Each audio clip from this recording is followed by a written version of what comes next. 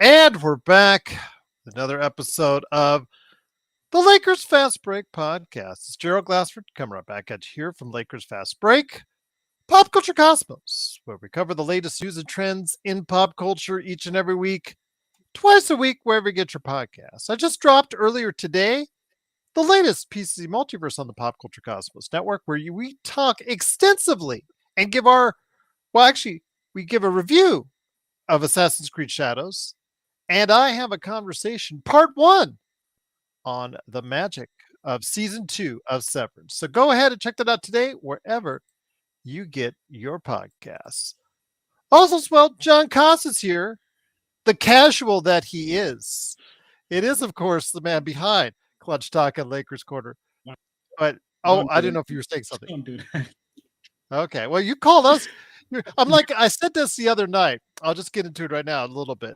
I say, whatever your opinion is on that debate, or if you think Jokic or Russell or whoever's in there, we're all not being paid an extensive amount. Believe me, I did my taxes a couple weeks ago. I know exactly how much I'm being paid. You cannot be calling me a professional. I can't call you professional because I could probably guess on your taxes how much you make from your channels. So, in essence, we are all casuals. So I'll just leave it at that, my friend. So, but we're good casuals, and we're casuals, but we're good friends. It is, of course, you could be a casual too at Clutch Talk and Lakers Corner by liking and subscribing. Yes, he's got the L flashing up there. Yes, indeed. Of course, also as well, the Lakerholics, or Joe called them the alcoholics last night. I thought that was good when he popped that one. I thought, Joe really had like 2 hours of dumb jokes today, but last night he ripped a good one with calling the Lakerholics alcoholics. He was just kidding, of course, but it looks like they're going to do a Sunday show. Looks like they kind of confirmed it. So we'll go ahead and go with that they're coming back at Sunday. Go ahead and check them out today at Lakerholics.com. Our good friend Stone Hansen covering the draft. He'll be eyeing the Final Four. I know Zach will be eyeing the Final Four. I know Magic will be eyeing the Final Four because he picked Houston. I picked Dallas. I picked Duke, excuse me. And the thing is with Duke, Magic Man, if Duke wins and everything lines up, Zach will actually have 99.9% of the games right. And he will still probably be in like 50,000 out of the 34 million. He still won't qualify for the big prize. Damn. Magic, I can't hear you, Magic. I can't hear you, Magic. Okay, no worries. $5 from no Joker. Truly appreciate it. I hear you a pro as soon as you get paid. Not what I get paid. I think you need a couple notches higher. Okay, you need a lot of notches higher on that. So, let's not put us at pros just yet. I'll just leave it at that. Casuals, I think, for all of us would be the way that we describe it. For now, for now. In the future. I was going to ask you, Gerald, is Warren Buffett's offer still stand where he's willing to give somebody $1 million? Somebody won it this year because it was the first 30. Wasn't it first? And somebody got 29 or 30 of the first 30 games. They get the $1 million from him. And somebody from Berkshire in his company did win that. I do remember reading that last couple weeks ago. But so I was looking at the ESPN updated, and Zach is at 99.9% of the top people listed on the ESPN challenge, and there's still no way he's going to come close to winning. Because you looked at it. Yeah, Gerald, I'm 83,000 out of 34 million, and he's only missed like one game. But what can you say? I want to go ahead and make sure you guys know about Empire Jeff covering the latest and greatest with the Lakers and Dodgers. Our beloved Joe Soro has the Joe Soro Experience. You could go ahead and like and subscribe today. He'll probably be blabbing about the Dodgers at some point in time. So go ahead and check him out there because it actually is good conversation that he provides on that show. I do want to compliment on him, all kidding aside. Also, as well, go ahead and make sure you listen to Daniel Berry Sports Highlights and cover his YouTube channel, and all the great things, all the great places, all the great people. Go ahead, like and subscribe. Thank you so much to Search and Destroy, the latest member that's become a part of our Lakers Fast Break. He's rejoined and became re-upped as a membership. So go ahead, subscribe today. Like, subscribe, become a member, do all that great stuff today as a member of the Lakers Fast Break Podcast. All right, the Lakers, after that tough loss yesterday against Golden State, back-to-back, should have been easy, right, against New Orleans. Already sitting down Zion for the season, already sitting down CJ McCollum for the season. DeJounte Murray, we talked about him and the fact that the Atlanta Hawks are laughing all the way to the bank with Dyson Daniels and 2 picks, and in exchange, DeJounte Murray is kind of laid up for a while.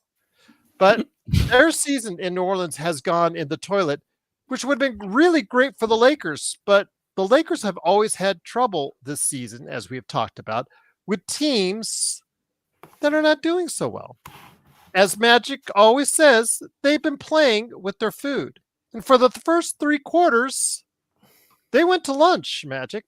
They went to lunch, John, because they were playing with their food indeed. They just, not that they were in any trouble of losing this game, although a couple people in the chat I was reading thought that would be the case, but they were down like 7, 10 points for most of the game. And then finally, they decided to wake up. Late third quarter, they decided to turn it on. And in the fourth quarter, they finally got their act together, outscored New Orleans 31-24, and pulled away the very end, giving LeBron, Luka at least a couple minutes of rest at the end with a 124-108 victory. Tonight, Luka got it done in volume, 10-21, 4 of 10 from 3, perfect from the line and 11 free throws, 35 points for him. Jackson Hayes, 12 rebounds. LeBron, oh, by the way, he got 27.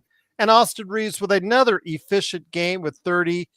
The bench still didn't do us any favors, but we didn't need them tonight. Again, we pulled away in the fourth quarter for a 124-108 victory. The key here is, with just a few games left in the season, the Lakers have pulled back and regained third place in the Western Conference due to the Golden State Warriors, the hot, streaking Golden State Warriors, beating the Denver Nuggets tonight at Golden State at the Chase Center. So they pulled within a game of the Lakers. They pulled a half game behind the Denver Nuggets. And we'll go over all that here in a minute. But here today to discuss today's game, 2 great guys indeed. First up, first man here is a good man indeed. He's the madman from Toronto. He did get out of Toronto traffic to stop on by to go ahead and tell us about the game. Plus, he was a major part of our playback.tv/Lakers Fast Break live coverage, along with Lakers Corner. Our Miami friends stopped by also as well. It was Zach. Joe too, of course. Had a whole great crew there tonight. Absolutely. It is, of course, the Magic Man, Sean Grice. Sean, glad to have you here. At least they finished it off strong. At least they finished it off and did what they needed to do. They finally got the big lead in the end, but man, just like to play with their damn food all the time, don't they, this season?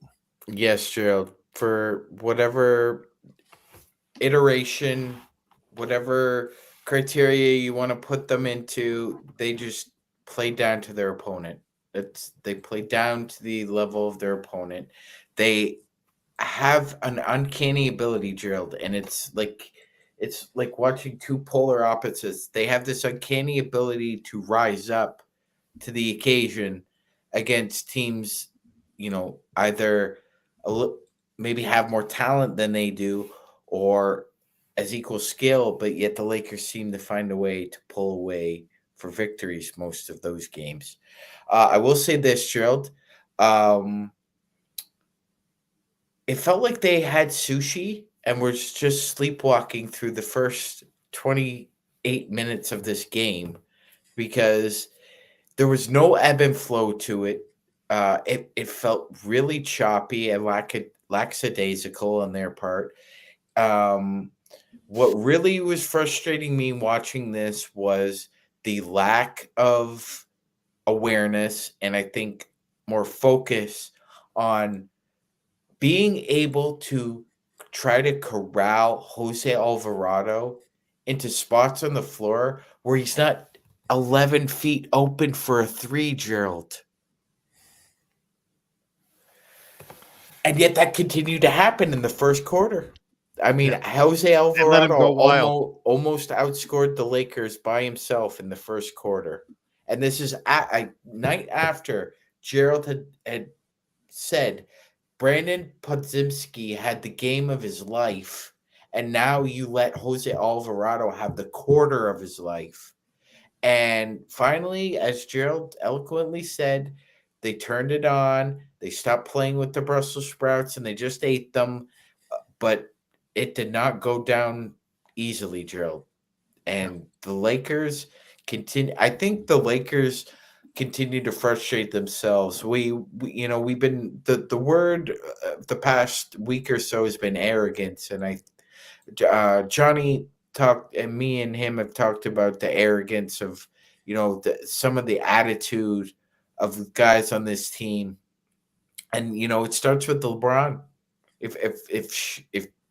If Dookie rolls downhill, Gerald, then it starts with the LeBron and JJ. It does. It does. Also here today, good man indeed. It is, of course, the mastermind behind Lakers Corner Clutch Talk. It is John Costa. John, also good to have you here, my friend. Such a great part of what we do here. Playback.tv/Lakers Fast Break. Of course, your channels as well. Casual or not, the Lakers seem to take it casually, which is the theme of the day I'm going to enter it, because for 3 quarters, they took it extremely casually, which is always of a concern because you can never always count on a team turning it on when they need to. And sometimes it just irritates me because it's a sense of urgency. And as you get closer and closer to the end of the season where you will not get any rest, you need to find moments of rest for your top players. And again, we saw LeBron laboring on a back-to-back, sometimes getting back on D. I saw that again, like we talked about the other day. Same thing with Luka, looking a little bit more tired, getting hit. Although it didn't affect his free throw shooting, I got to give him credit for that. It was perfect from there. But your thoughts, John, again, you need to find as a team any bit of rest you can while still trying to go ahead and being able to get the highest seed possible. This was a game where the Lakers could have finished them off in the first half, chose not to, played like they didn't want to, and played like they wanted to go ahead wait until they could just turn it on whenever they wanted to. Yeah, Gerald, and that's honestly one of the points I want to harp on in this game. I mean, look, we're sitting at a top 3, top 4 seed in the West, and we're playing the Pelicans that have no Zion, no CJ, and we had to play Luka and LeBron 30 minutes plus. Luka Doncic played 35 minutes, LeBron played 32 minutes. That is like, yesterday Joe was talking about empty calories. That's kind of like what I feel. It's like wasted empty calories. Like we wasted the gas out of Luka and LeBron. When it's so, I mean, especially with LeBron, it's so just like it's so important. Is we can't just be acting like the man's 18 years old and has all the minutes out here to be playing. And we did that because we played with our food. We did that because we couldn't get it together. Because what I say, what Magic Man says, what we all say over here all the time, we play down to our competition level. When it's a better team, I don't know, them boys turn it up mentally and they play up to their level. When it's a bad team, I don't know. Maybe I would, people say we don't hold JJ accountable. That came out of nowhere. But Corbina just gifted out 10 memberships. So thank you so much, Corbina. Truly appreciate you doing that. Thank you again for allowing 10 people now to have memberships to the Lakers Fast Break. Go ahead, John. Thank you. Appreciate you for doing that, Govina. But no, what I was saying was, it's a problem when we're playing a Pelicans team that is just, so much worse than us, no matter how you put it, no matter if you like the Lakers, no matter if you don't like the Lakers. And we had to have, LeBron had 27, AR had 30, Luka had 35. You're awesome. And to me, it's just wasting those guys' energy, man. We should have put this team out earlier, and I have to hold. And I mean, you're awesome. This you're awesome thing really is fucking me up. I ain't gonna lie. But anyway, what I will say is, I think JJ Redick, he has to do a better job of keeping his guys motivated. That's one thing awesome. I will say, because I feel like when you're playing down to somebody else's level, the issue is you're not motivated. You're not locked in, because if you have a coach that's keeping you extremely motivated, or even just a leader that's keeping you extremely motivated, you can stay focused even on a bad game like this. Or I mean, even when you play a bad team like this. But for us, it seems like every single time we play a bad team, we play down to their level. And I just think that comes from, lack of, leadership, and lack of that, discipline coming from the top. And just like how Magic Man said, it starts at the top. The statement I like to use is, it starts at the head of the snake. Whatever the head of the snake will do, the rest of the body will follow. So I'll say with that. And Joe's here, man. So talk to us about that sick Black Mamba jersey. Once again, it is the that Lakers you never sent me the link to. By the way, you and Gerald never asked for one. Okay. Didn't know I was on Ask Basings. I didn't know it was on Ask. First of all, Sloan said, please, if you can find me one in LA. And then Sean's like, bring me an extra large. I was like, all right. Well, if you ever do, we would be most appreciative, because Gerald and I would appreciate it, Joe. Yeah, I got these. These are not authentic. I showed these the other day. These are not authentic, but a viewer did send these to me, so I will wear them. So I mean, again, they're not authentic. They don't say Lakers on them, but it's the thought that counts. So I truly appreciate it. These are the first runs. I have another one coming. There's another jersey. Well, appreciate it. If you ever do, I'm most indebted to you. I'll tell you. I'll let you all know. Joker, I got you. Don't worry about it. Sam Kahn says, Gerald, who wins the tiebreaker if there's a 6-way tie between it is the Lakers. If they win, Houston's not involved because Houston's got number 2. Their victory tonight, they've got number 2, Magic Man. But Gerald, how many? But they win the tiebreaker over everyone else. Keep going, Gerald. Keep going. I was just going to say they win the tiebreaker over everyone else outside of Houston, which they are tied at. And then, of course, OKC, which they haven't really played yet either. But at this point, the only thing they have to concern themselves is, because they don't have a shot for number 2 at this point, is the 3rd seed. So they do have the tiebreaker because of also as well their record. If you take a look outside of OKC, they also have the best record against the Western Conference. And that is also one of the tiebreakers as well. So that's very important heading into these final games. 100%.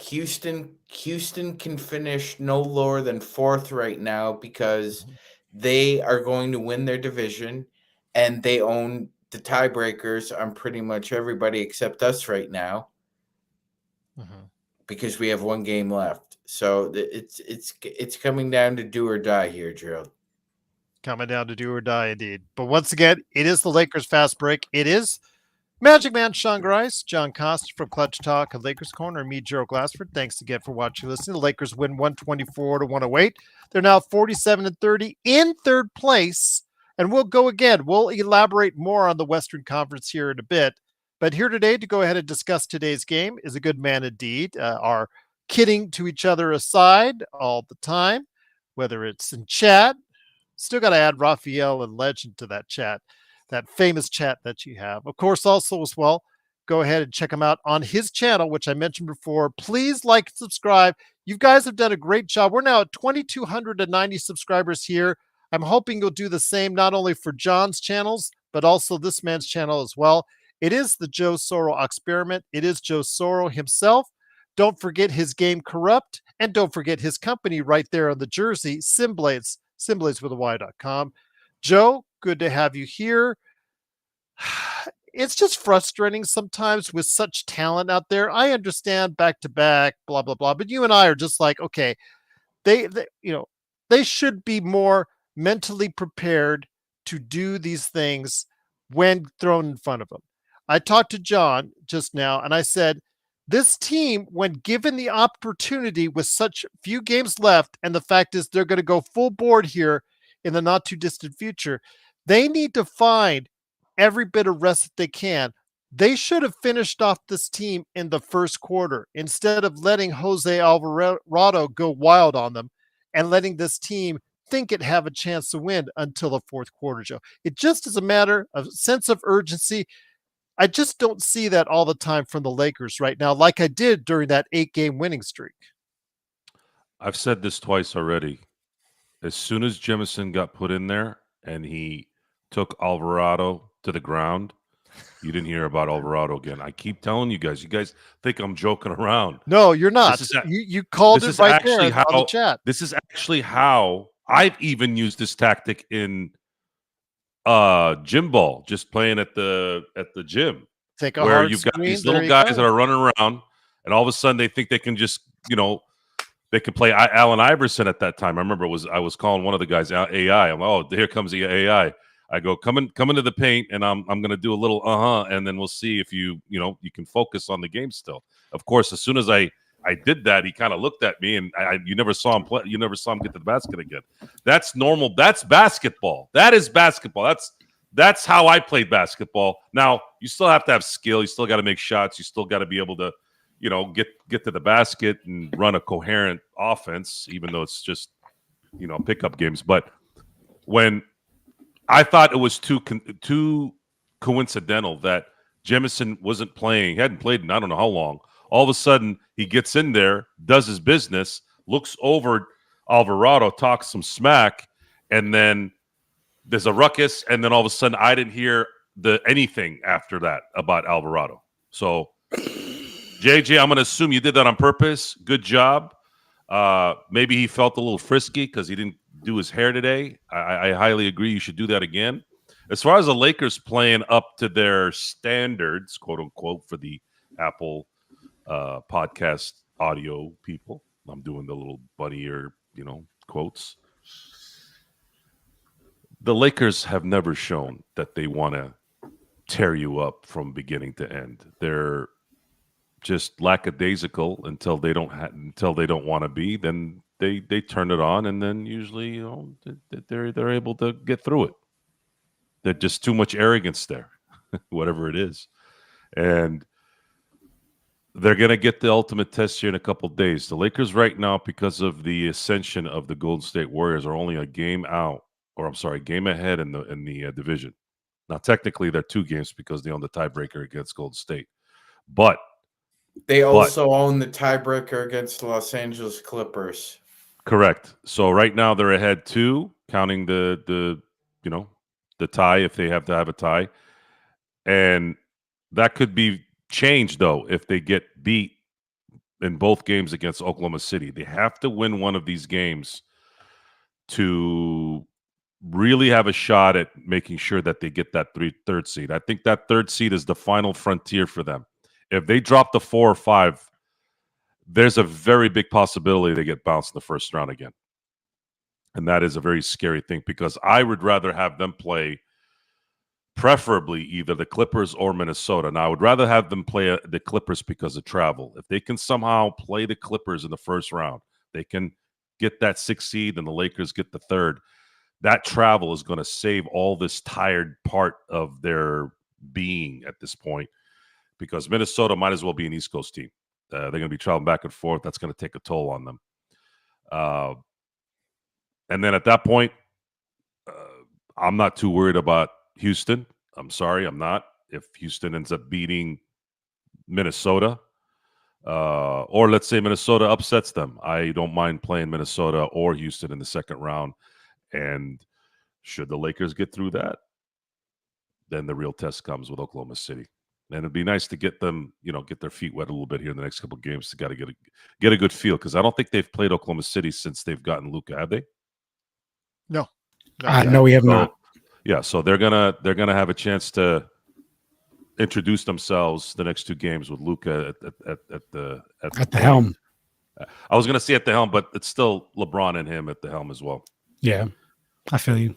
Yeah. What's up, Tough? There can only be one captain of a ship. There aren't two captains, Joe. I am the captain now. I am the captain now. That's a good movie right there. That Look is at Luka. me. That is Look at Luka. me. I am the captain now. He goes up to LeBron like, look at me. Look at me. He actually would sound like that too.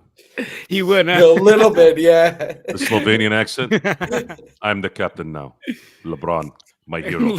LeBron's just like, okay. LeBron was such a hero to Luka when LeBron was trying to campaign for him to be Team LeBron. He went to Team Jordan. Mm-hmm. I'm like, wait, what the fuck? I thought this guy was your idol. What the hell are you doing?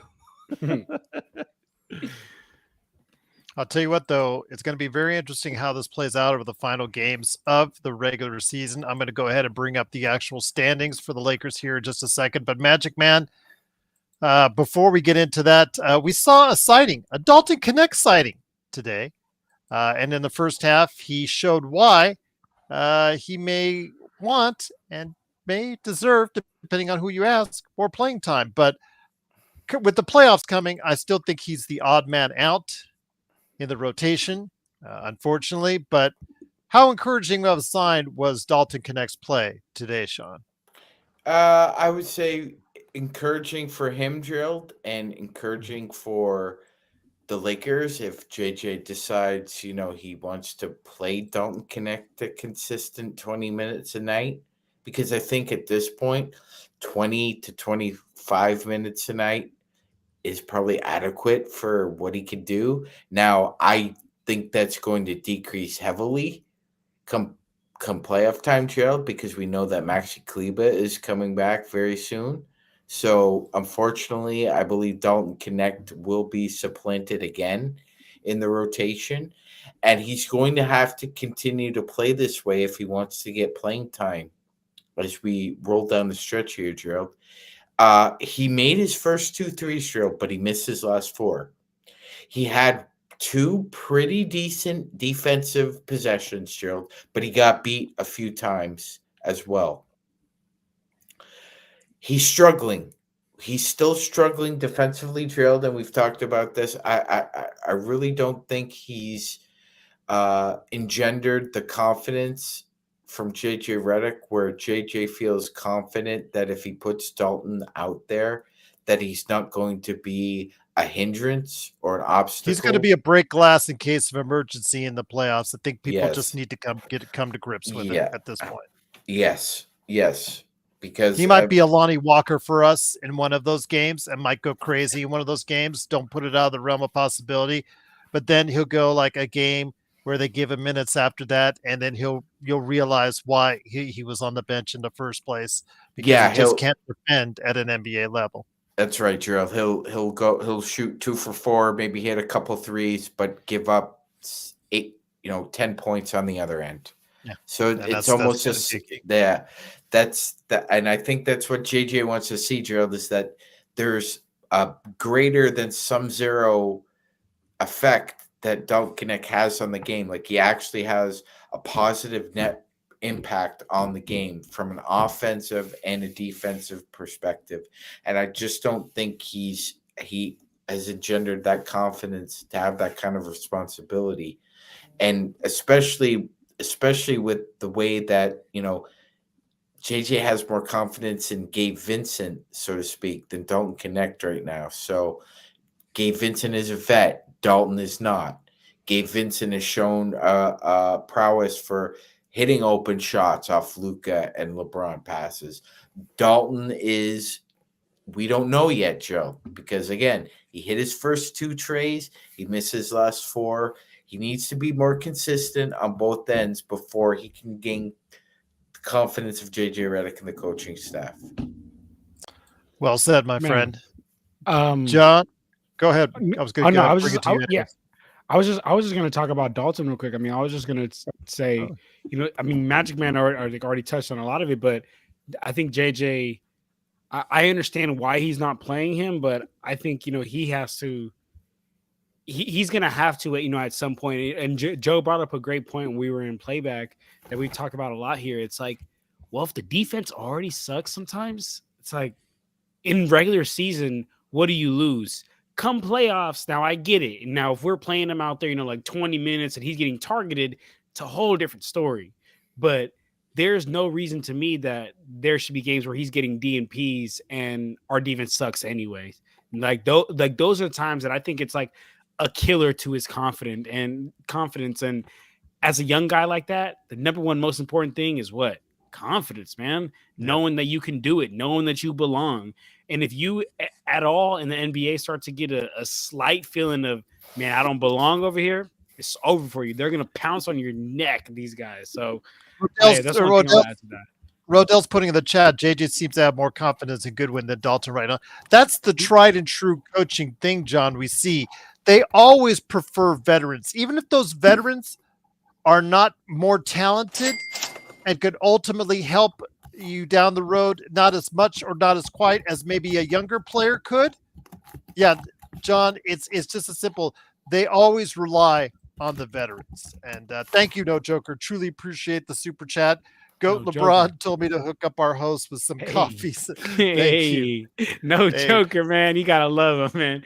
And JSJ, I got a question for you because JSJ said here in the chat, as long as we don't face Golden State in the first round, he's good.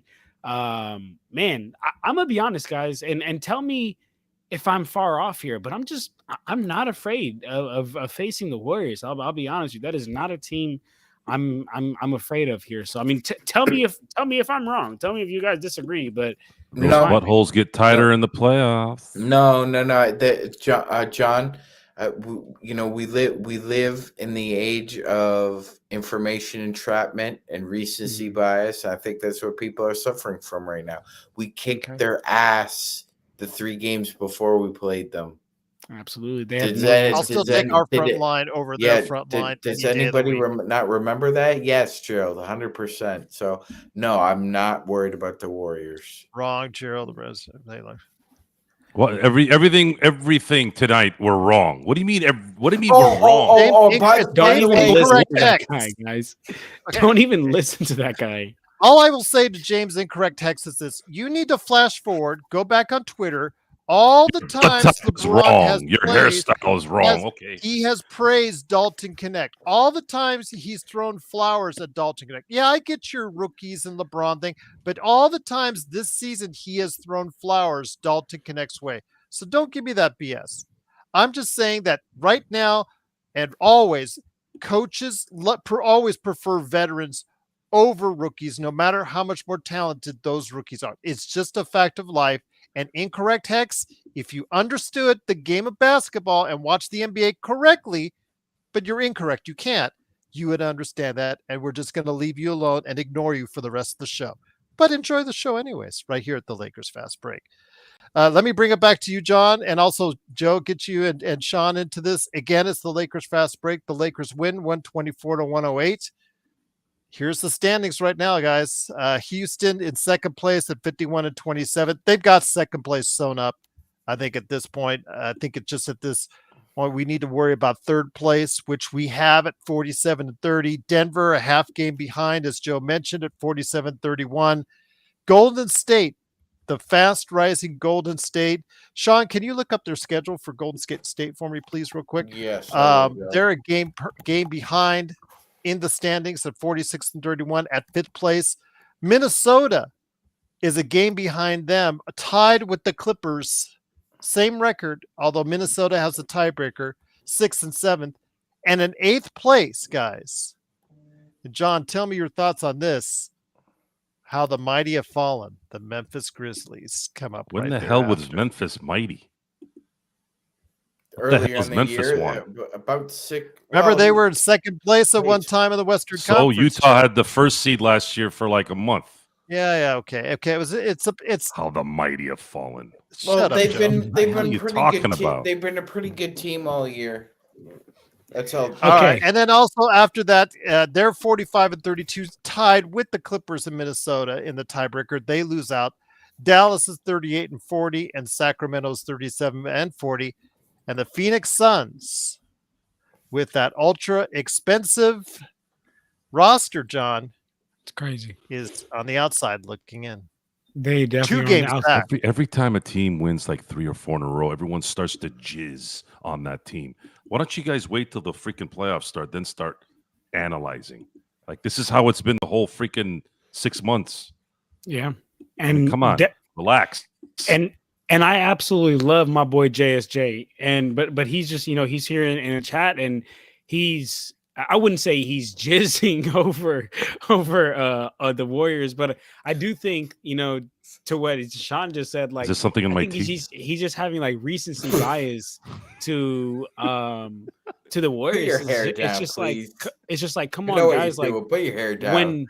When playoff rolls around, guys, like, we got to understand that, us having the best two players in the series would make all the difference in the series, like right there and then. And Gerald, if you could pull up the standings again, just so everyone sees. But we're sitting a game in front of the Warriors. And look, even if we do end up as the 4th seed, like let's say Denver clinches the 3rd seed and we end up as the 4th seed, we play the Warriors. I'm loving that matchup. But let's say we finish as the 3rd seed and end up having to play Minnesota, the 6th seed. I'd feel a little less confident in that matchup, only because, to the point that me and Sean were talking about in playback today, of like, if we were getting obliterated by Jose Alvarado as a guard, right? Could we only imagine what, quick guard like Anthony Edwards will do? And I'm not saying that, Curry wouldn't do that, but I'm saying the rest of their team is built, I think, more to beat us. They have those bigs, so they can take advantage of us, not only inside, but also Anthony Edwards can get to work. Now with the Warriors, Stephen Curry may do his thing, because we don't have too many great perimeter defenders to send at him, but they have no one inside similar to us. They have no big inside similar to us, so it's not like we're gonna get killed in the paint. Not like we're gonna get killed on the glass. And even on top of that, I don't know if you guys remember, but last time we played the Warriors, we sent Vando, Mr. Seat Buckle himself to just lock that shit up. And that's one thing that Curry struggles against, man. Those long, lengthy players who can just, hover him. And he's Stephen Curry, so he'll still get off. He'll still have his 37-point games like he did last night. But again, 7-game series, we have the top 2 best players. And we have an answer. No, I wouldn't say an answer. We have somewhat of an answer to, at least for one game, slow down Stephen Curry.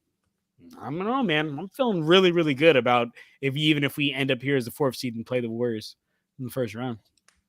So, Magic Man, let me know about what's up ahead for the Golden State Warriors, because again, a lot of eyes are on them. I got it for you, Gerald. So, big game Sunday night.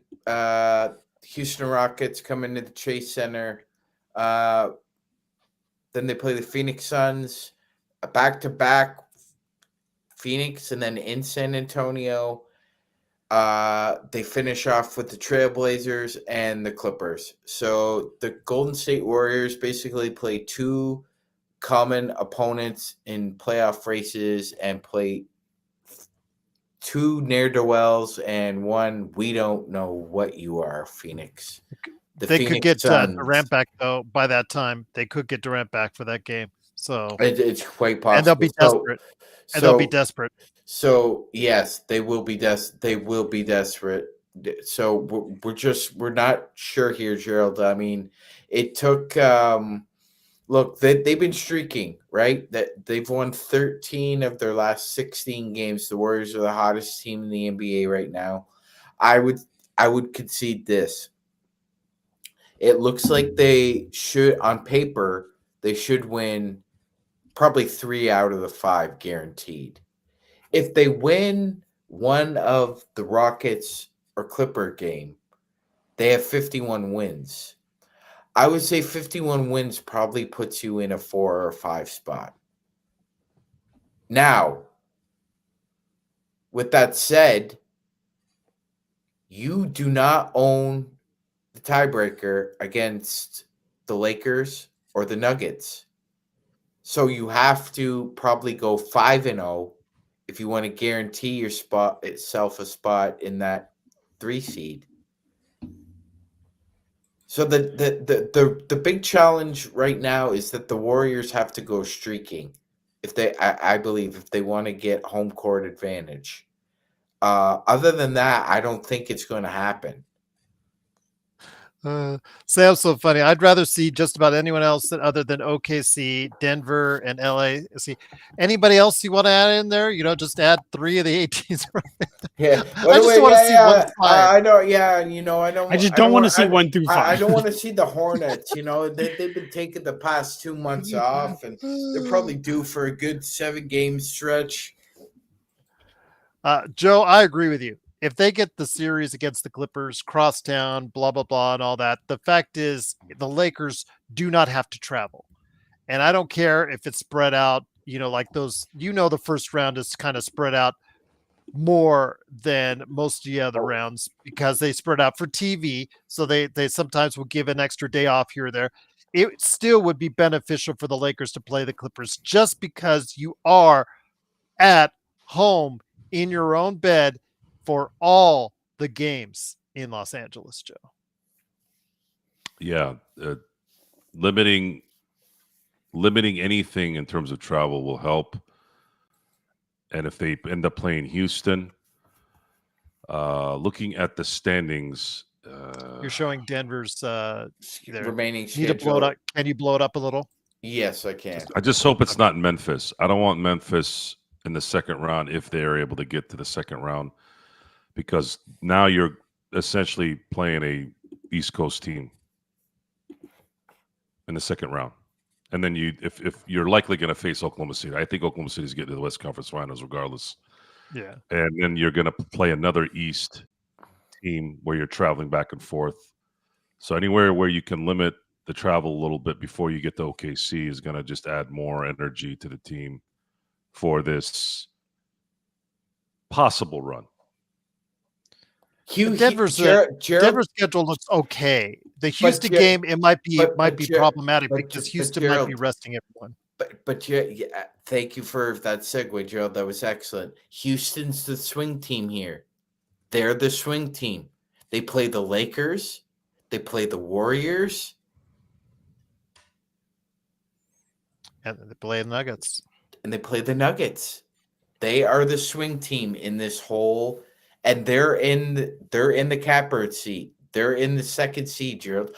I don't think they can afford to lose a couple of those games to the Lakers or the Warriors or the Nuggets. And I think Ime Udoka is an intelligent coach, and I don't think he's going to let them rest on their laurels and think it just because we're up a couple games that we could slow it down and pick it back up again.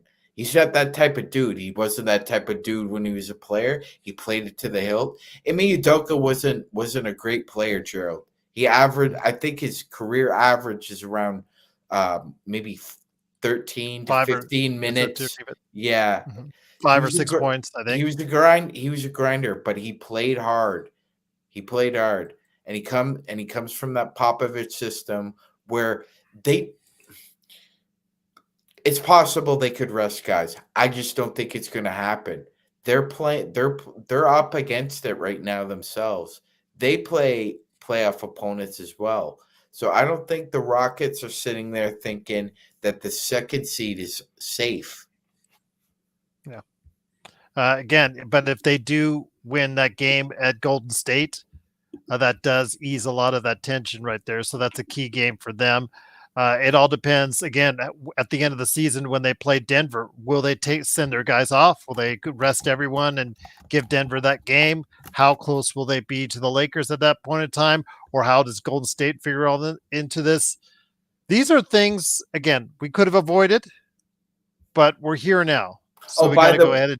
And by the way, Gerald, the Rockets also play the Clippers. Mm-hmm.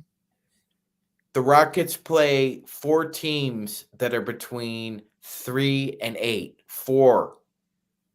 The only team they don't play in that group is Minnesota. Bloodhound, you're crazy. That was hilarious, Bloodhound. John, let me bring it back to you. It was mentioned in the chat. Who would OKC and Houston like to play the most?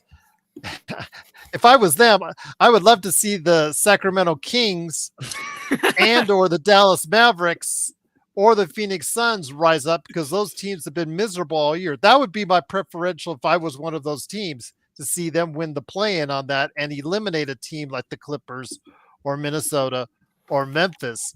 But John, in all seriousness, the Lakers, if they get that 3rd seed, who are you targeting for a 6th seed? Because Joe and I, actually, we are in agreement with the Clippers, just because, again, the Clippers, they play really good defense, but not good enough to scare you. They don't play good enough offense to scare you. And right now, they just don't have enough on their team to get it done, in my opinion, which is reflective of their standings in the Western Conference. But who would you like to see them face in the Western Conference first round? I agree. I agree with the Clippers. And honestly, the non-traveling, that goes so understated. Yes. Like, especially when you have LeBron James on your team, especially when you know, we talk about what do we talk about here all the time? We get no practice time. Part of the reason we get no practice time sometimes, guys, is, and I know some of it is like the guys are soft, but it's also the schedule doesn't really allow for it as much. Like, that's one thing. Like, the schedule doesn't really, because these guys are traveling, and they can either choose to get that time to rest, or they can choose to get that time to practice. They're going to choose rest every single time. But when you just eliminate travel, like, take that shit right out of the picture, you can still get your rest, and you can still practice, and you can get a lot of practice time. So to me personally, I think that would be ideal to see the Clippers.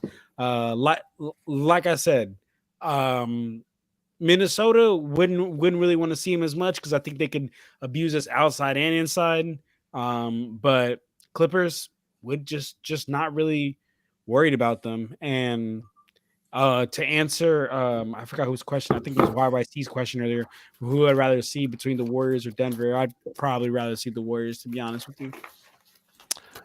Joe, let me bring it back to you. Once again, the Lakers win 124-108. The Lakers are currently in 3rd place in the Western Conference. Sharon had mentioned that exactly. Couldn't agree more. Couldn't agree more. Real quick, hold on. Just sorry, I forgot to say this, Gerald. Shout out Hustler INC, man, because boy, oh boy, was this chat loud yesterday about Luka. Me, Joe, and Gerald. Sean, brother, you missed it yesterday. The chat was very, very loud about Luka, and right now, not seeing all those guys here today. So crickets today. But all right, and mind you, I said this. Oh, you were on mute. We all said this would happen. We all said I will never. We all said this would blame Luka for anything. So deal with it. Yeah, and I mean, I didn't say that. I said I'll blame him. I said it. That's fine. I'm saying what I'm saying, and what I said is that you got a problem with that. I want to see if y'all keep that same energy, and nobody kept that same energy, because everybody's been extremely quiet when I told y'all this would happen. I'm not even paying attention. Everybody thinks they're the chef. Yeah, for all those mouth breathing, horn swaggling cracker croakers. It's a Blazing Saddles joke. Anyway, for all you morons out there that just love to come out of the woodwork or out of your mama's basement and talk about how Luka had a bad performance, he's a bum, he's overweight, and today you can all shut the fuck up and have a Coke and a smile and incorrect text. That's what he James Hex, have a Coke and smile and shut the fuck up, according to Richard Pryor. Text. Woo, incorrect text. Who's cooking who? I'm cooking you. Incorrect text. Woo. I've been asking this guy to shut up for so long. This guy, I'm so happy everybody's on board. You guys have no idea. I've been telling this guy in the comments that he is an idiot for so long, and I'm glad the whole LFD. You know what? One of these days, I should erect a Hall of Shame. We got a Hall of Fame of viewers and whatnot. A Hall of Shame. We have destroyed and owned so many of these losers like Incorrect Hex over the years. And the thing is, they keep coming back for more. They keep coming back for more. They want more. They're glutton for punishment. We got to do a Hall of Fame of Block getting cooked, of James Hex getting cooked. Oh, there's a list. There is a list. 7/1 grand. Yeah, there's a whole list. There's a whole list of losers. Luka is trash. Basically, yep. But he's white trash, which is better than green or brown trash. Exactly. So let me bring it back to you, Joe. The hell does that even mean? Well, why are you discriminating against trash? All trash is trash. Why are you discriminating against garbage? Sam, and by the way, what comes out of your mouth? Are you watching the show with your wife? What Joe? Can we stop with the wives thing now? He watches the show with his wife. He wants to see a picture of his wife after the divorce. Sharon earlier said, Joe, is the possibility still there for the Lakers to get into the play-in, i.e. them losing games? The answer is yes. The answer is yes. And the rest of the schedule is not that great for us because it starts off with 2 games in Oklahoma City. Your thoughts on how concerned you are the Lakers might fall into the play-in? I'm not. Okay. I'm not concerned. Okay. I'm not. I'm not concerned about really any team. Okay. I'm more concerned with, will the Lakers be healthy and mentally focused enough to win? Absolutely. And we're not going to know that until they get to the playoffs. And this has to be structured correctly, in my view. And we're not going to know that until the season's over. The Lakers playing the Clippers in the first round would be immensely helpful in terms of their health and their fatigue. Then in the second round, if they face Minnesota or Houston, I would prefer Houston because it's a much lesser travel setup, although not by much. But as far as the team that they're playing, I don't fear Minnesota or Houston, and I don't care how good Anthony Edwards is. He has never scared me in any game or series, regardless if he's playing the Lakers or not. He has never, ever scared me. He disappears way too much for a guy that I have to worry about. The only player I worry about in the NBA is Jamal Murray with 5 seconds left. And against the Lakers. Yes. But now I can't say I blame you. Well, now we got Luka. And that's funny. Sorry, go ahead, Sean. The thing is, I fear actually anyone at the end of a quarter because the Lakers are dog shit bad when it comes to freaking stopping anyone from not scoring at the end of a quarter. And they can't score to save their goddamn lives either. That's because it's the same thing we keep reiterating. It's this bipolarness that also resonates in our analysis after every game. We'll sit here, we see these guys play like gangbusters one game, and then they play like complete brain dead zombies the next game because they're tired. I don't know. We don't really have any consistent analysis because this team isn't necessarily consistent. It's a very bipolar team, and then we get suckered in there, and then anus pimples like James Hex comes on here and tells us about how LeBron sucks. You know, okay, if LeBron sucks, then who's good? Who? Man. Seriously, who's good if LeBron sucks? What a great point, Joe. Shai Gilgeous-Alexander at 24? Well, no shit. The guy's 16 years younger than him. So I don't understand this unless you're just saying it just to say it. No one really sucks here except maybe not you, Joe. James Jemison, you know. But even he didn't suck today. He actually did a job that we've been begging the Lakers to do all year, and they actually finally did it. I just don't know if it was by accident or on purpose. So I wanted to go ahead and touch on this Magic, and I'll bring it back to you. Once again, the Lakers win 124-108. It better be good because you've been touching on a lot of things that are you know what? Like incorrect text for one. So no more talking about just what the Houston Rockets are going to do. Shut up, Joe. Anyways, Magic Man, bring it back to you. When you see this team, the Lakers. Yeah, jerk. He likes being, well, again.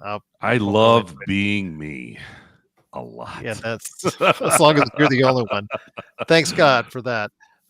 Sean, let me bring it back. You could have really replaced Steve Martin in the jerk, Joe.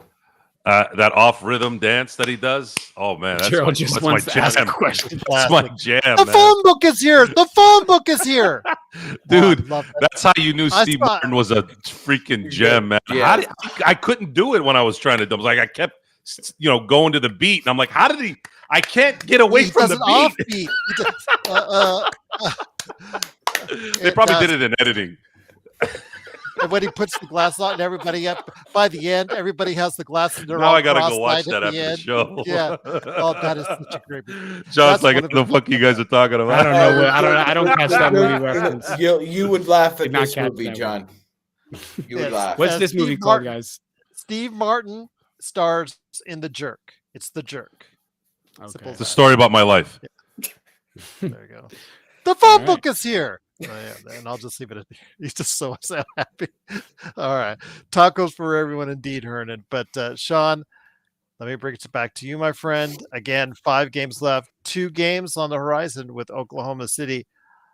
I mean, we can only hope that OKC might decide to rest some players. I'm not counting on it. The thing is, though, even if they are successful and do get the split in OKC, the next day after the second game is a back-to-back against a very determined Dallas in a homecoming for Luka, but AD will be waiting for them as well. 100%, Gerald. So this 3-game trip, you got to win. I think you got to win at least 2. You got to win at least 2. Keep pace. You have to. We have the toughest schedule remaining, so you play. Why wouldn't you? You play OKC twice. You play Houston. It's tough. That's a tough stretch. So you better secure victories against Dallas and Portland, because you need to win. I think the Lakers need to get at least 51 wins. I think 51 or 52 wins is the key here, Gerald, for that 3rd seed. So you have to win at least 3 of these next 5 games, preferably 4, because everybody's playing one another. Houston decides a lot here. They play the Clippers, the Lakers, the Nuggets, and the Warriors. They play the whole Pacific Division. And by the way, interestingly enough, the Clippers have a home back-to-back with Dallas right now. They defeated Dallas tonight. They've got the Mavericks again tomorrow night. The Lakers, on the other hand, are the Pacific Division team going to the Northwest to play OKC twice in 3 days. And Gerald, I really think that home afternoon game is for the taking. I really do. I think you can catch OKC on an off afternoon. Now, it's rare that they lose back-to-back games. It's very rare. They've only lost 13 games all year. But I think that one's right for the picking if the Lakers want it. Because I've seen OKC play afternoon games 4 times. And in the 3 of the 4 games, they were basically playing with their food too. Now, eventually they took care of business. But I think this is an opportunity for the Lakers here to go into OKC on Sunday afternoon on national television and make a statement. I will say this, though. They are going to have to make a statement, at least one, if not both those games. But, John, as we get close to the end of the season, Joe mentioned whether by accident or whether it was directed towards him, Trey Jameson, for whenever he gets in there, is proven maybe not the most skilled basketball players, but a player with his linebacker-like strength to be able to be, for lack of a better term, thug for us, for lack of a better term. So I will give this to you, John, with Maxi Kleber, who had the update with the Lakers that he's just finally getting back on the court, starting to shoot around. He's starting to practice, but they gave no timeline, absolutely no timeline on when he'll come back for the Lakers, if at all. Your thoughts on getting Trey Jamison, maybe a shot, giving him a full contract so he'll be eligible for the playoffs and maybe get himself thrown out with Jokic at some point in time down the road. That's my hope, is that you bring him in there. You just try to go ahead and just tell him to put a bear hug on Jokic and get themselves thrown out. That's what I'm hoping. Joe, do you have something to say? I seen Joe looks oddly suspicious. He's a thug, man. Okay. He knows what he's there for. He knows he's as an enforcer. He's there to go ahead and do just that. Hey, look, I'll say this. Enforcer, Alan. Enforcer. How about that as a better term? There you go. Enforcer. I think having an enforcer in this league is I think really slept on. I'm not gonna lie to you. Like, you have to have enforcers in this league. Literally, the Pacers. The other team's fans will call him a. I can't believe you insulted Alan, man. But listen, shut up. I didn't. The Pacers literally. I did not call Alan any such thing. James Johnson to I can't be a part of this. Be an enforcer, to be the thug of the team, or however you want to call it, man. And I think that Jameson could bring us some value. You know what I'm saying? He genuinely could bring us some value. Because when you have that enforcer on your team, Gerald, not only do you do what happened, like today, like Jose Alvarado was running around, he hip checked him, kind of. Joe, are you pulling a Danny? Are you doing a Danny right now, Joe? Joe, stop. Listen, for the love of God, stop, please. You're pulling a Danny, Joe. As soon as he sees Alan come in the chat, he always tries to. I knew he was going to do that, by the way. I just knew when he got up what he was planning on doing. Not even brought out Sports Baby. He knew right away. Devious. But listen, I think having an enforcer on your team is really important. And I think having him there hold on, let me mute myself. could make a difference here. It could make a difference. So who do you get rid of? Let me tell you. Who do you send packing? There's no more cardio, bro. Reddish. Shake. Shake's got to go. Shake it off. Shake it off. Shake it up. Shake it off. Shake it off. My daughter loves that song. Shake it off. Shake it off. Ooh, hoo. It's in Sing. Sing 2, guys. I know that movie back and forth. What movie? Movie Sing. I have a 4-year-old daughter. Sing what? You might not relate. It's a movie called Sing. But anywho, yeah, I'd let go of Shake, honestly. Shake's bringing nothing to the table. You watch movies called Sing. You didn't watch The Jerk? Let him talk. It's my daughter's movie. I just sit there and Johnny, watch with her. Keep going, brother. Keep yes. Going.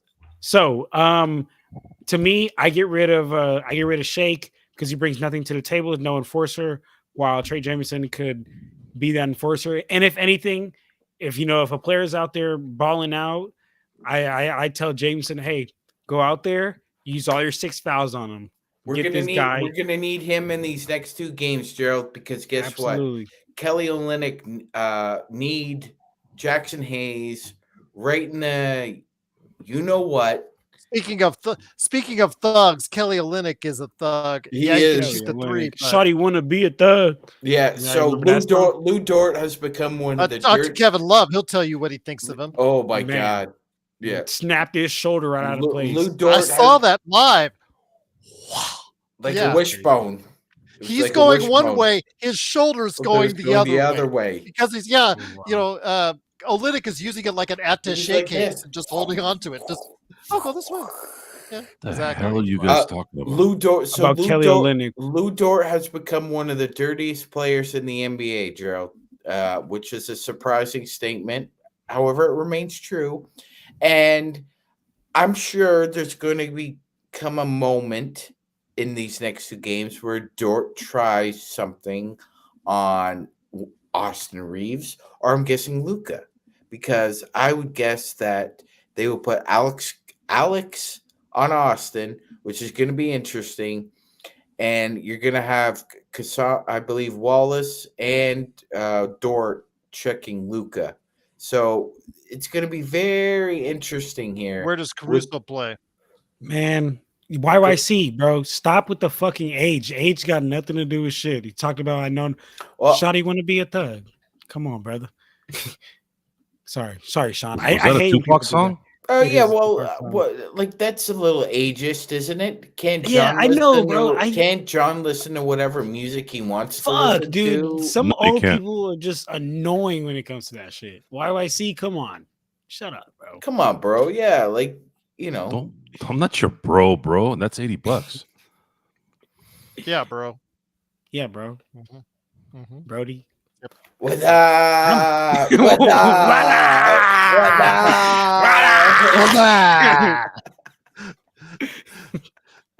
Sean, go ahead. I'm sorry. Joe's the dignified one right now. Joe's too cool to do that. You're gonna make me stand up again? Yeah, yes. YYC, it's a Tupac song. Oh well, you didn't do it. YYC, how are you gonna say I can't listen? YYC, you're gonna say I can't listen to Tupac, but you didn't know that was a Tupac song? Come on, YYC. Come on, man. I still think it's a shame though when you drive by the site, the actual place, nothing, no memorial, no nothing. There's nothing. You know, the influence he had on culture, and yeah, just what the influence he's had since then, and there's just nothing. It's just no. It's just a street corner. That's pretty much essentially what it is now. It's sad.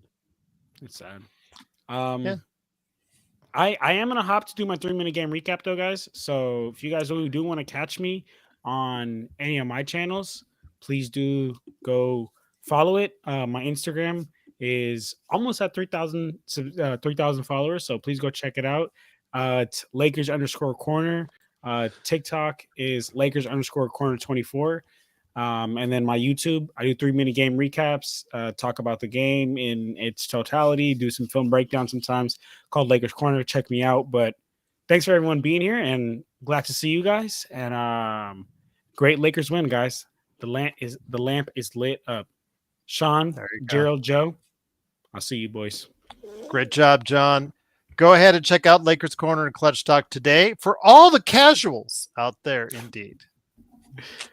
All right, boys. I'll see y'all. Yes, but Later. I want to go ahead and get it back to Joe. Fight Hernan says, "Fight Joe." Why does Joe? Hernan wants me to cook. He wants you to rant. I don't know why you want to rant. Why do we? Hernan, I'm waiting on a trigger. I'm waiting on a trigger.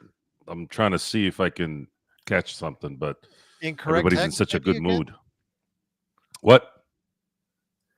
I guess if incorrect hex, I know we have a message for if Black joins up, but James Hex. John is too young to understand that you can't have a 40-year-old run your offense for 35 minutes a game. Oh, there he is. And they think they go deep in the playoffs. Lucas should be run. See, Gerald, you know, this ageist thing is really annoying. That you started off your point by saying John is too young enough. So you're already being condescending, you prick. Yeah, exactly. You're already being condescending. And this is a guy who knows basketball in and out, and he's probably forgotten more about basketball than you can retain. Secondly, you don't know what the hell you're talking about because LeBron doesn't run the offense. It runs through Luka. You clod, you nincompoop, you maroon. It runs through Luka. You just bypassed the bad language on YouTube. Good job, Sean. There you go. Good job, Sean. But let me ask you this: both I could have said boo too, you incompetent boo. I'm gonna bypass it too on the next discussion. Go ahead. Let me just ask you this real quick to make the point. Do you guys like the Beatles? Any Beatles songs? Yes. There you go. That's before your time. It is Music before doesn't my count. time. Music It doesn't does. count. But no, It it's just the fact that John is not allowed to like Tupac No. songs Music because of doesn't count. divorce? Your age doesn't matter with music. Music is It should. universal. I agree. Yeah, doesn't matter. Yeah. But we're also talking about today, and John has the same pair of eyes that nitwit does, but John actually pays attention to what he's watching. Good point. Chowderhead. All right, Joe, you had a point you want to make.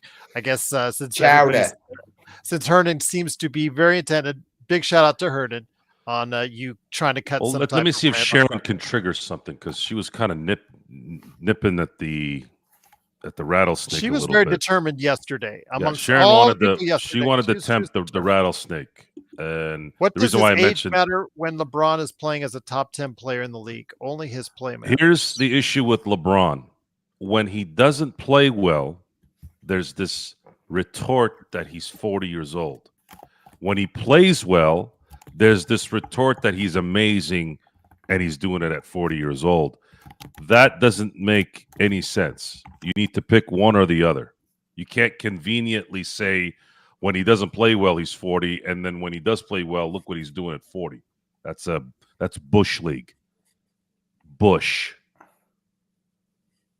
And as far as the crowd that's been gnawing on us in these comments from yesterday's show about me needing this validation for their hate for Luka Doncic, you will never hear me say a negative thing about Luka. Ever. Now what are you going to do? What are you going to do now? You want to write your little paragraphs? You're never, ever going to hear me say anything negative about Luka. Now what? What are you going to do about it? I'll tell you what you're going to do about it. Not a damn thing. So, how do we proceed here? The Lakers have shown, whether before Luka, so we're going to say instead of BC, AD, we're going to say BL, and then AD. Oh, yeah. AD, AD went that way after Doncic. You getting me there? You like it? Good? Sean? BD and I AD? thought it was kind of creative. I thought it was creative. Okay. Yeah, it's not bad. Lakers have had the same tendencies before and after. And that's just the makeup of this team. It could be a little bit of JJ Redick because he's one of the few guys that's been here from the beginning. Could be LeBron. Is it AR? Does he have that kind of impact? Because the second AR has, you want to talk about me and you needing me to be all up in Luka's business when he's not doing well. I have seen a handful of occasions where AR doesn't play well, and you all are waiting at the gallows. Seriously.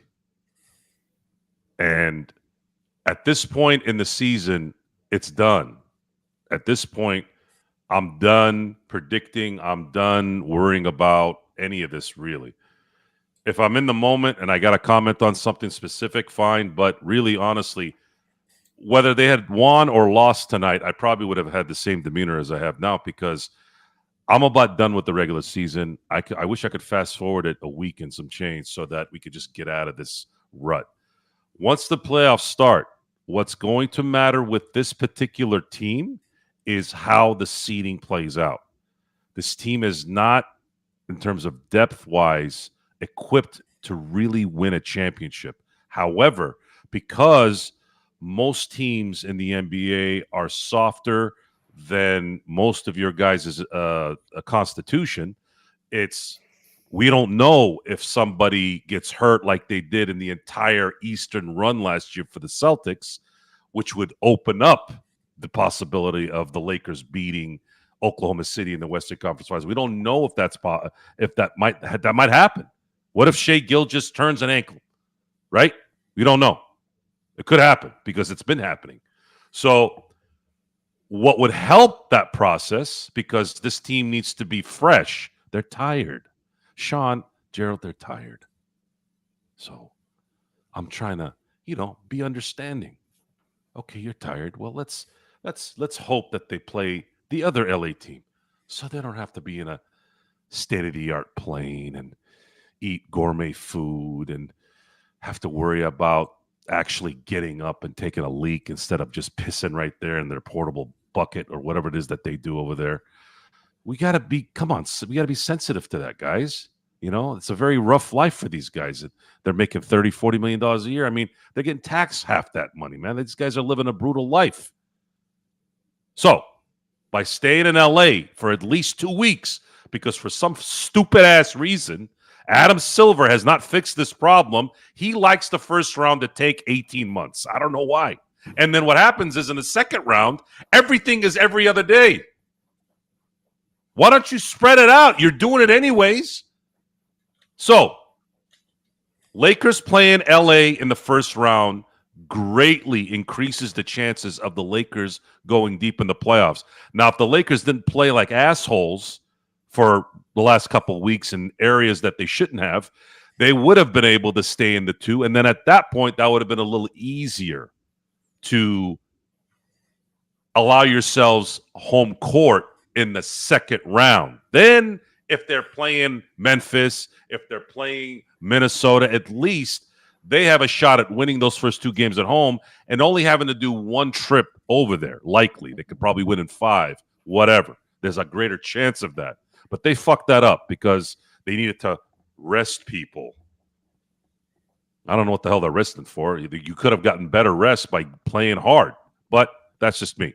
So they beat the Clippers, let's say, in the first round. Now they're going to play Houston, Minnesota. Maybe Golden State hits a snag again and they drop to the 6. I'm sorry.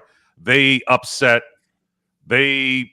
Whatever. You know, they end up being the 7th seed and they upset Houston. I don't know. I just don't know, and I'm not going to predict it. Then now, that actually might not be a bad thing. The NBA's happy. They get a Steph LeBron series. Plus, the Lakers don't have to travel outside the West Coast. Lot of scenarios here. If they can do something like that and then meet Oklahoma City in the Western Conference Finals, they'll be better equipped energy-wise to go past that should things work out. And that got to remember the first round, Joe, does get spread out more than any other round in the NBA playoffs. So the Lakers may have 2, sometimes 3 days off if the schedule, shows it, because sometimes that just happens in that first round, especially early on, Joe, before any teams get eliminated, just because they have a sheer amount of games. And you know that the NBA loves to go ahead and put as many of those games on TV as possible. And this is crucial because the initial reaction is going to be, well, Joe, wouldn't you rather play a team that's not close to home if they're going to have breaks anyways? No, because what they've shown this year is when they have more than a day off, they suck ass in that first game. Back.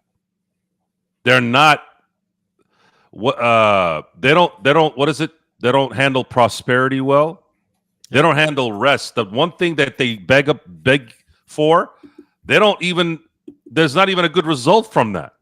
They play better when they're jacked up because they don't take as soon as they take 2 or 3 days off, they play like shit in that first game. So you don't deserve 3 or 4 days off. At least if they play LA in the first round, they're at home anyways. So whether they're rested or not, they're still at home. Win that series, then I'll be comfortable with if it's Houston, if it's Golden State, or if it's Minnesota in the second round. I would actually prefer Golden State because, again, of the travel thing. It would really, really save those guys the travel. And then at that point, yeah. Well, let me bring it to you one more question, Joe. Would you be frustrated or would you be upset if the Lakers are only 1 game behind Houston when they finish up the season? I would. It would be frustrating. Yeah, it would be frustrating. And because of what we've been saying, you and I have been saying for weeks since that Milwaukee game. The one that the game that I look back on that really, really will end up, I think, really costing them is that Chicago game. Yeah. The Chicago game, that the criticism of players when they screw up and the response to that. we should be able to criticize a player one game and then prop them up the next game. That's how it goes. These are all separate games. It doesn't. We're not sitting here crucifying the player for every game he plays. We're not doing that. LeBron James in that particular game was horrible, even worse than he usually is at the end of games. And he needed to be criticized, and you can't deflect it and say, oh, well, so-and-so didn't play well. It doesn't matter what happened before they were up 115 to 110 with 12 seconds left. It doesn't matter. At that moment, you're supposed to close that. You're supposed to close that game even if you're the worst team in the NBA. There's another game that bothered me when they were up 3 in Denver with everyone injured, and they couldn't make one singular, maybe not a stop, but could you not allow Jokic to literally get the ball right enough? How the hell do you screw that up off a timeout? Those type of things are the things that gnaw at me, that when I see something in another game in the future, that absolutely it like compounds itself when I add those things in my thoughts, because those are not supposed to be mistakes you make. If you get beat by a better player, if you get beat by a bigger player, I get that. That's normal. But to allow someone to just stand somewhere and you're sitting there looking in the sky, or you can't literally inbound the ball to another player, a play that the defense has to figure out what you're doing. That means you have a step on everyone, and they still can't figure it out. Those type of things are the things that frustrate me, because it's low IQ basketball, and this team has Luka Doncic on it and LeBron James. Those things should never happen. I mean, let LeBron or Luka take the ball out then. Great players are not supposed to screw up pop flies. Yes, I'm talking about Aaron Judge too. You're not supposed to drop those balls. And look what happened when he did, right? It's catastrophic. That's it. It's a tennis match of emotion. It's a tennis match of criticism versus against props, all that stuff. That's pretty much what the Lakers' theme of this team is they're just as bad as they are good, over and over again. Magic Man. Yeah. So, would you be frustrated too if they fall just a game short out of second place in the Western Conference? 100%, Gerald. 100%. I know Joe says one game. I can think of 4 off the top of my head right now. That looking back, what were you doing? You lost to Charlotte at home. Charlotte is one of the worst teams on the road this year, and they went into your home building and they punked you. That was one. The Atlanta game was another one. They had the Atlanta game, and they let the Hawks back into the game because, Gerald, what were they doing? Playing with their food. Mm-hmm. That's 2. Orlando. I'm thinking of the Brooklyn game as well, Gerald. You had a strong first quarter, and then you just let a pretty bad Brooklyn Nets team beat you. Yeah. That's Utah. 3. That's 3. Utah is 4. And then I'm thinking there's 4 games right there, Gerald. Orlando with Franz Wagner. That's 5 games. The Milwaukee game. I thought of 4 off the top of my head. Gerald's just added a couple more. Milwaukee game where they just totally tanked it in. Mm-hmm. There's 6. Both Chicago games. 7. So, I mean, even if you won 3 of those games, you'd only be a game away from catching Houston, and you play them one more time. So it adds up, Gerald. It does. We've watched this game for too long and have seen too much to know that this is a problem at the end of the year when you look back and say, that one. And As we've seen, Gerald, you can go from in the West, you can go from 2 to 5 to 8 pretty quickly. So now's not the time to fold in the tent and say, let's get ready for the playoffs. You got 5 games left. I think you need to win at least 4 of them to secure the 3rd seed. Last thing I'll say before we go, guys, is that when it comes right down to it, our uncertainty about how the Lakers will do in the playoffs, where they'll land, who they'll face, et cetera, et cetera.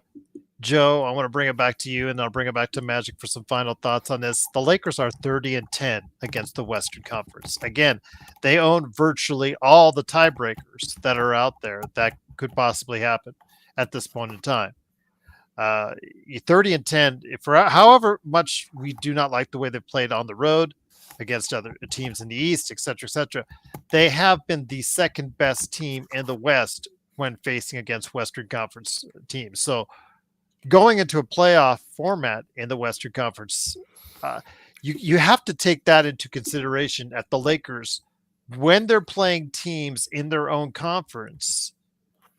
For the most part, they have at least stepped up to the plate on 30 occasions and won those games, Joe.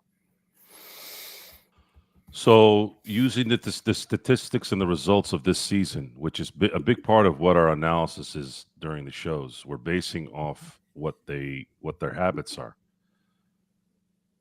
They win at home more than they win on the road, considerably. They win at home when they play Western Conference teams. They don't win at home. I'm sorry, they don't win when they get too relaxed. They have to be kind of slapped around. They have to be kind of pressured, challenged, and it's probably why they're tired and they're so. They're not literally dumb, but they play dumb. They're sitting there and they're tired, and they've said they're tired. Luka has said he's tired. Yet, if you just do the basics, you probably wouldn't be as tired.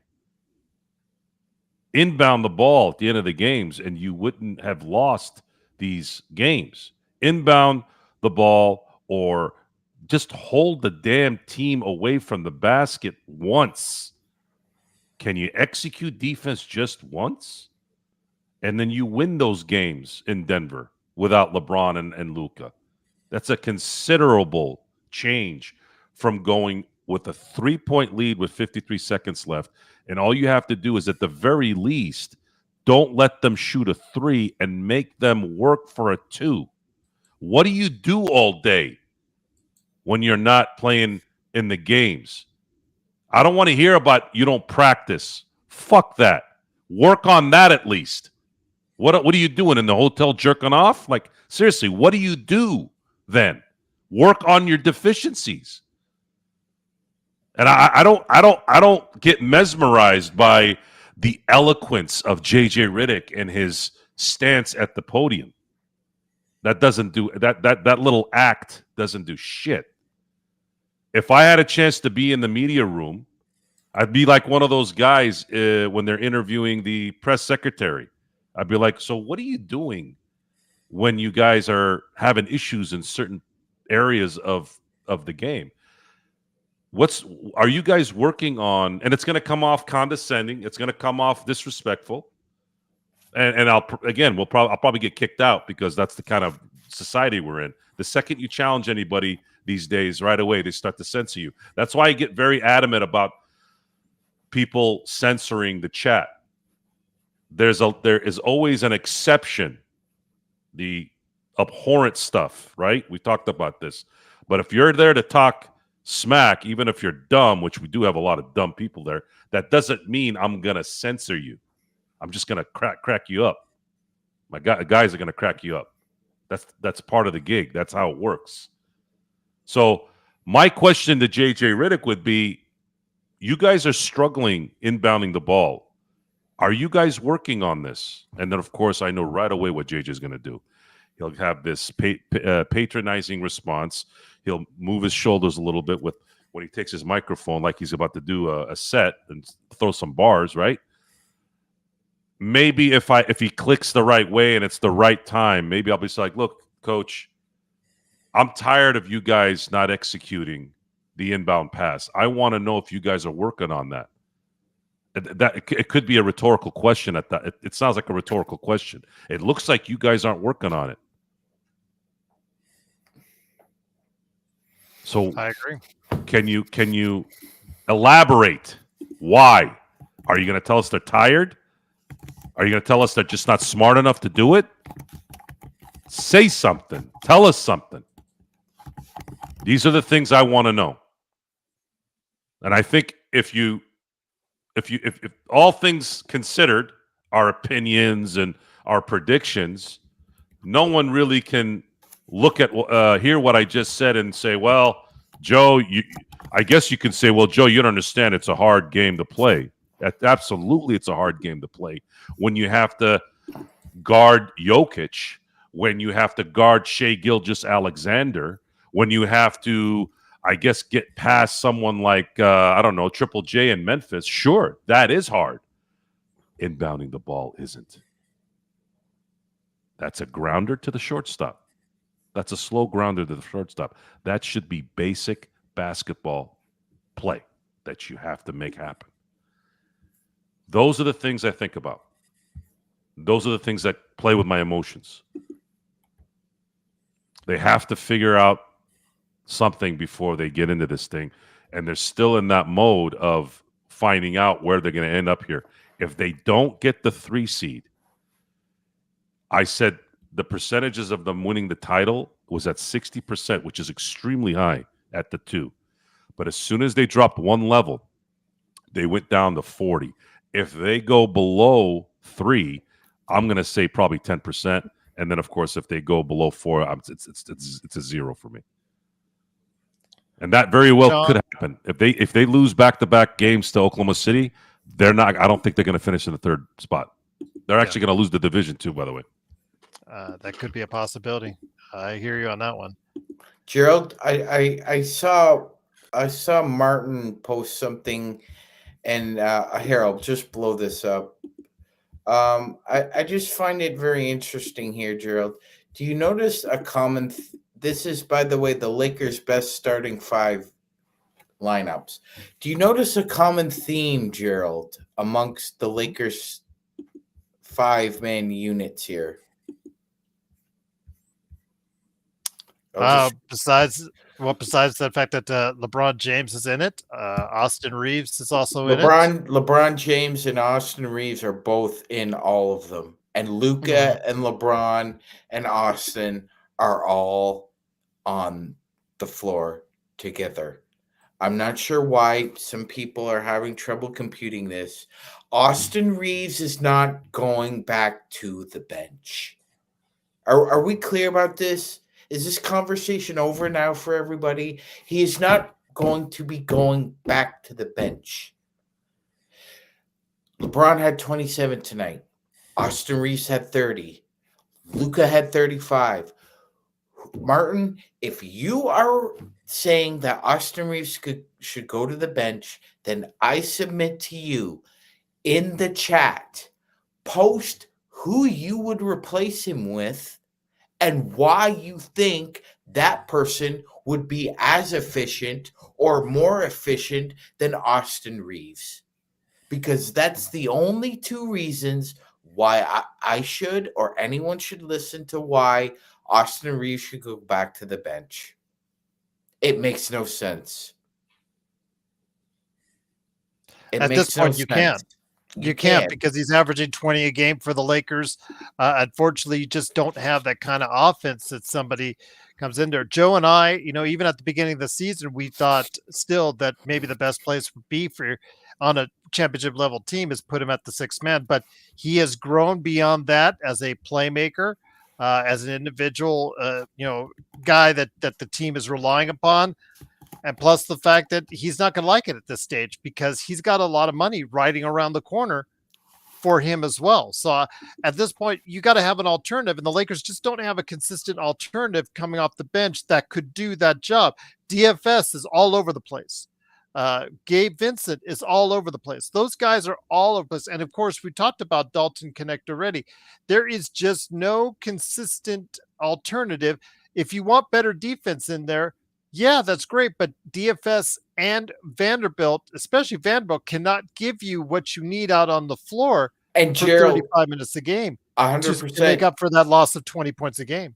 100%. And I think Martin is overlooking one big issue that he's got with putting Reeves on the bench, and that is when you have Luka Doncic going into the paint and you have 3 or 4 defenders within a 3 to 5 foot radius of him, who is hitting the open shot, Martin?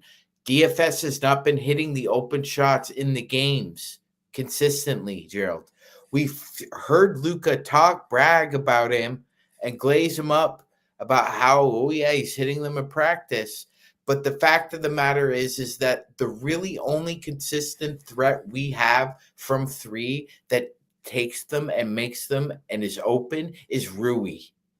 And he's Rui, 40% or close to a shooter, Magic Man, but he just doesn't take enough shots. There are days where he only takes 2 or 3 shots where he actually disappears. It's a case where he just is not consistently aggressive enough. That's why when you guys when we traded for him, I wasn't as high on him because the fact he has always been and always will be a 10-point a game player. It just evens itself out because the fact that that's who he is. I mean, you see some signs from him that you could say, oh, maybe his game could really allow him to be at a different level. But for whatever reason, Magic Man, he just doesn't have the aggressiveness to say, I want that ball every game, 7, 10, 12, 15 times a game and do something with it on a consistent basis. It's just not who he is. It's not his DNA. That's why he'll always be that 10-point a game player, is because it's just and he's 31 now. So at this point, he is who he is. It's just thinking you don't have anyone there that you could say, okay, Austin, I'm taking you and 20 points a game out of the starting lineup. I'm playing you 10 to 15 minutes less and putting someone and bringing them up 10 to 15 minutes more and getting that kind of production, or making up for it so much better on the defensive end. That's the problem. We don't have a defensive stopper. We have, when we play the best defense, if you notice in that Denver game, that when everybody got together, when they play as a collective unit and communicate on defense, that's when their best defensive performance is. That's what they did over the course of that period of time, was the way they communicated with each other in defense. When they lost that, you see what happens. People shoot like crazy from the outside, and the Lakers can't stop anyone. And that's what we've seen, what's happened so far. But, you know, we're going into the playoffs. They obviously got to get it together, and what's coming right down to it, guys, because starting Sunday, it gets real as we play 2 games in Oklahoma City starting on Sunday, Joe. Yeah, this is going to determine the seeding. I believe the next 2 games. Mm-hmm. If they split it, they have a chance to get the 3. If they win both, they'll for sure have the 3. If they lose both, there's a big chance they may drop to 6. That's a scary change. That's a scary flip, because that means they're going to have to start the playoffs again on the road. And that will probably spell doom. Even if they can escape a first round,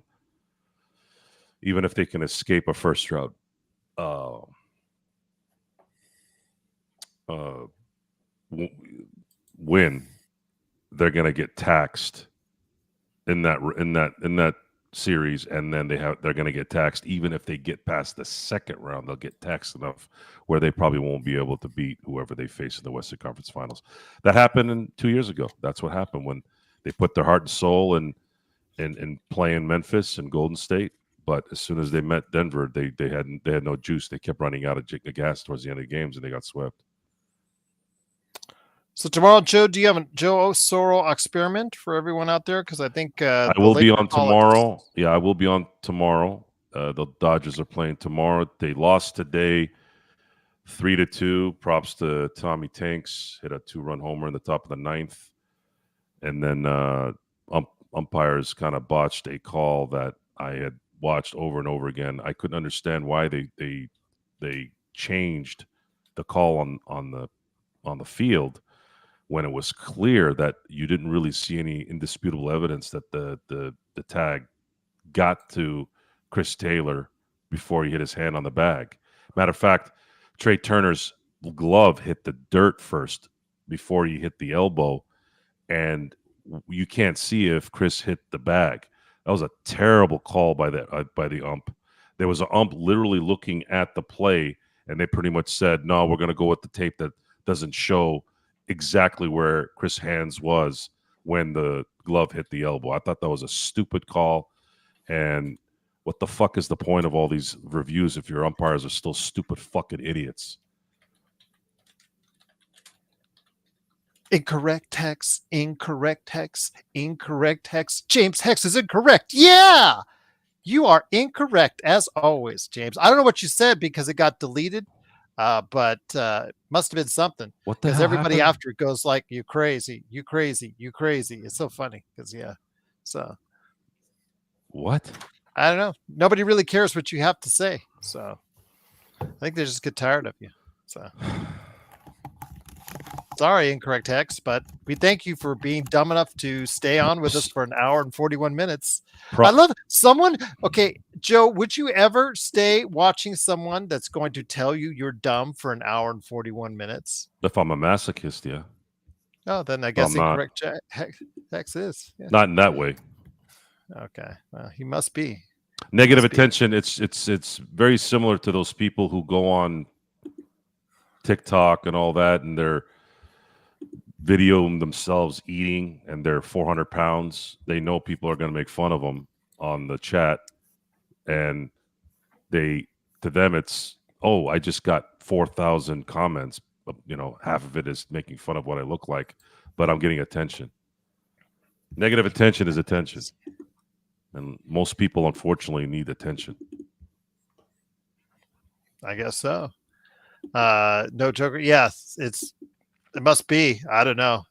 Again, it's just crazy. But the Lakers do take the victory today. But I guess our next game is on Sunday against the Oklahoma City Thunder. Magic Man, I'll close it out with you.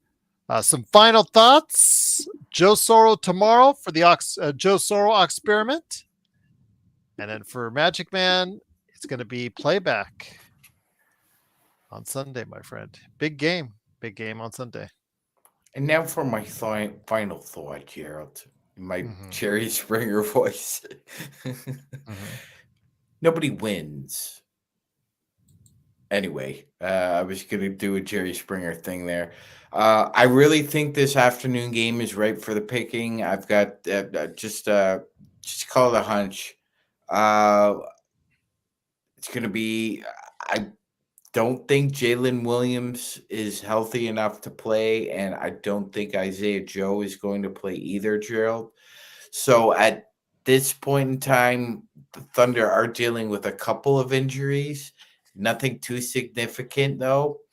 That being said, the Lakers need to win one of these games, and I actually, believe it or not, ladies and gentlemen, last year, Luka Doncic and the Dallas Mavericks were in a playoff series against the Oklahoma City Thunder. And Gerald, it was a fairly competitive series. However, Luka got the best of the Thunder on the scoreboard and eventually eliminating them. And Lou Dort loves to hurt people. He's become a dirty ass player. I don't know where it came from. He didn't come into the league like that. But the past couple years, I've noticed a big change in him. And he's going to look to rough up Austin Reeves, Luka Doncic. He can't do it to LeBron. He's too big. That being said, this is a game where I do think you're going to need the introduction of Trey Jameson again. Especially considering the fact that if JJ was telling the Lakers that there's no way in hell you're going to get the rebounds against Şengün and Adams, what the hell do you think you're going to do with Chet Holmgren and Isaiah Hartenstein? So you better be ready to box out all goddamn game long, because this is going to be a long 2 games. Oklahoma City plays torrid pace of offense. They muck it up defensively. They like to use their hands a lot. They themselves get a lot of free throws, but they also have a tendency, if the refs are happy whistles, to give up a lot of free throws at times. These are long games. So get your popcorn ready, because it's going to be a long game with the Oklahoma City Thunder. And we'll find out on Sunday. Don't forget, at a time at 11 a.m. on Sunday, it is the Lakerholics. Tomorrow night on the Joe Soro channel, Joe Soro Experience channel, it is Joe Soro recapping the Dodgers and previewing the Lakers. I'm assuming the experiment. I like the experience better, but okay, the experiment. It's an experience on the experiment. I get it. There you go. The experiment, the experiment. He'll be going ahead and talking about the Dodgers right now, playing the Phillies this weekend, and maybe even previewing the Lakers as well. So yes, there you go. All right, guys. And by the way, Brandon, speaking of dirty plays, Lou Dort hit LeBron on the head, man. So don't give me this crap about Lou Dort plays LeBron hard. He does not play him hard, man. Look at the offensive rating of LeBron versus Lou Dort and get back to me, brother. See you next game. No. Man, we always have to get a challenge from our audience. They look like a bunch of dorts. Well, we'll see. Again, heading to OKC, 2 games there over the course of 3 days. And then, of course, on that, you got a back-to-back, as Luka will have his reunion in Dallas, indeed. But we'll go ahead and cover it all for you. We'll go ahead and challenge it all against you. We'll go ahead and report it all on you. But we'll also go ahead and have the Joe Soro experiment on his channel as well. Like and subscribe. He does need all the help he can get in the world of YouTube. He does provide some good shows. I've watched them, and they're actually good stuff. So there you go. Be a part of what he's doing. Well, everybody needs help. You do need more than 51 subscribers, Joe. I have 55. It would help. Well, there you go. All right, moving up in the world already. I'm not going to say anything, because you know what? I was there once myself. So there you go. Yeah, long time ago, pre-Joe. But anyways, thanks so much again for joining us. We'll be back on Sunday. Joe will be here Saturday night on his channel, so go ahead and check it out. We'll be back for the Lakerholics at 11 a.m. right here on a great weekend upcoming. We'll find out what happens in the Western Conference with just a few games left. Can the Lakers do it? We'll find out right here at the Lakers Fast Break Podcast.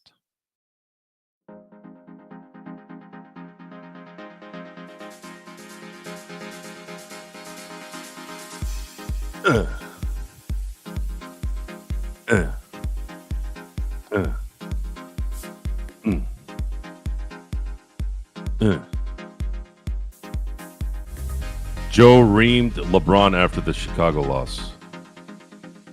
That doesn't sound good. Sam, can you change the word reamed?